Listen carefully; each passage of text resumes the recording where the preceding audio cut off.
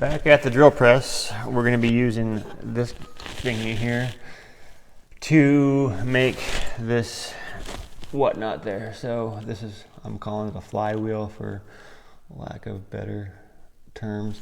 This is called a hole saw because that's what the package said. The hole saw here is going to be installed in the drill press just like any other bit. So again, using the 3-jaw chuck, I'll pop off the Forstner bit and we'll install the hole saw. The hole saw is bigger, and the hole saw is bigger, so we're going to spin the drill press slower. Revolutions per minute. So I'm going to turn the machine on, get my little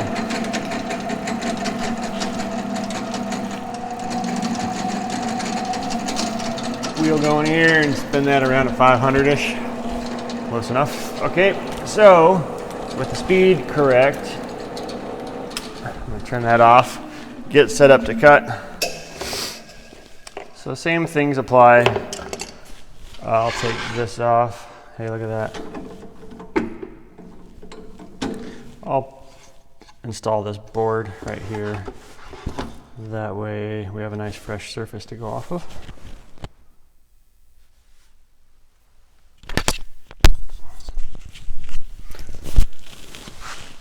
Okay, with a new fresh surface installed here, we're ready to drill our hole. When you're using the hole saw, again, you want to make sure that you are not going to spin the wood in the drill press. So, zoom tight. So we're going to clamp our piece of wood onto the drill press, line up our location. Now, if you get it just right, which I think I might have, you're going to notice that the sawdust kicks out of a slot right here. Let me see if I can get that.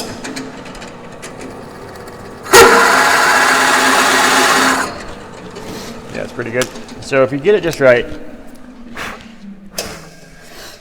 you see right there, let me see if I can get you a little tighter here. Legs. There we go. Nope. Yep. Kind of.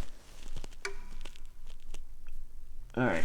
So what we're doing there is we're creating a slot. Dizzy yet? There we go. We're creating a slot for that sawdust to go. So watch what I do again here.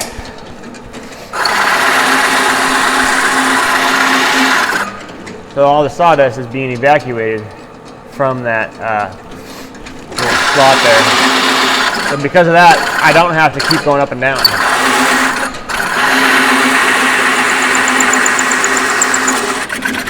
All right, so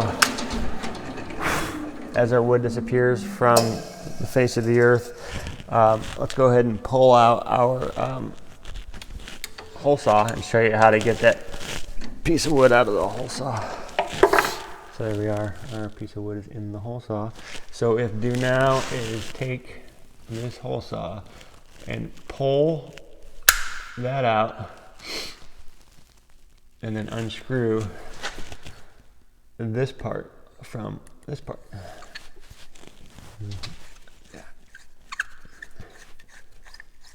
And that threads out.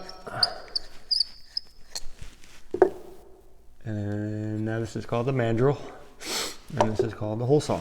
So now you get a pokey bit, whatever you can find, a screwdriver, trying to dent the wood, and just kind of gently tap that out, and then there we go. So now we have the flywheel in our hand.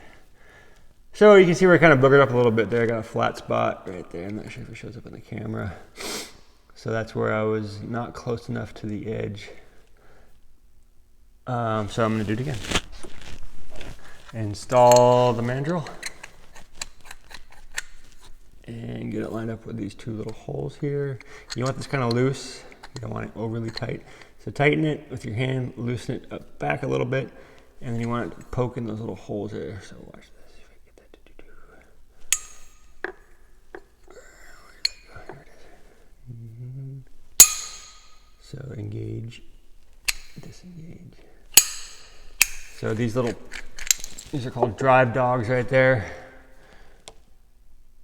are engaging in these holes here.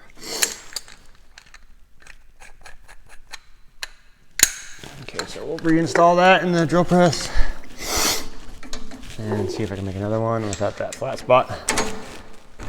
So if you don't want to do it the way I just showed you, by trying to evacuate the dust through the side, you can do it the other way. I'll show you what that looks like. Make sure it's not. Okay, so now we're in the center where we have to be careful to get that sawdust out of the hole. So to do that, we got to use this method. So you can see that the sawdust is accumulating in that hole, and I have to continually back out of the cut to make sure that I don't get a lot of heat.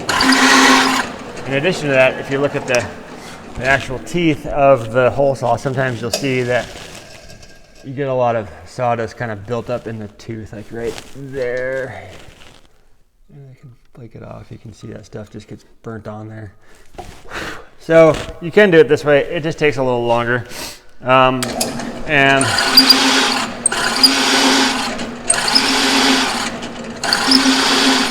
sometimes you got to stop the machine when you feel like it's not cutting very well and pop off some of that junk there so we don't have the excess wood built up on there, and that sawdust, burnt sawdust.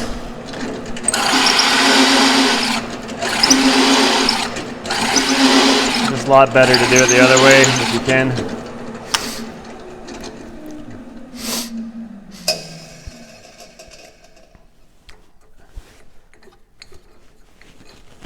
And then continue on.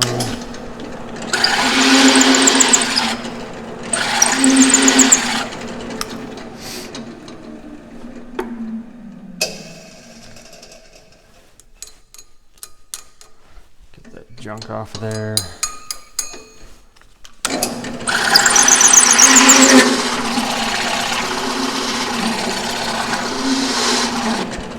And there we have it. Let's see how it looks. Take it out of the hole saw, and that method produces way more heat, so that is hot, so be careful.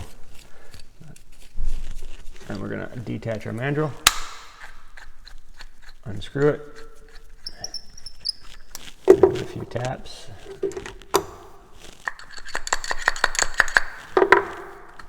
And there you have it. So you see the difference in quality of the cut too. This one's with letting the sawdust out. This one's the other way. So you see little burn marks there. Not the end of the world, but more sanding to do. Okay, so that's drilling out, making out your flywheel with the hole saw on the drill press.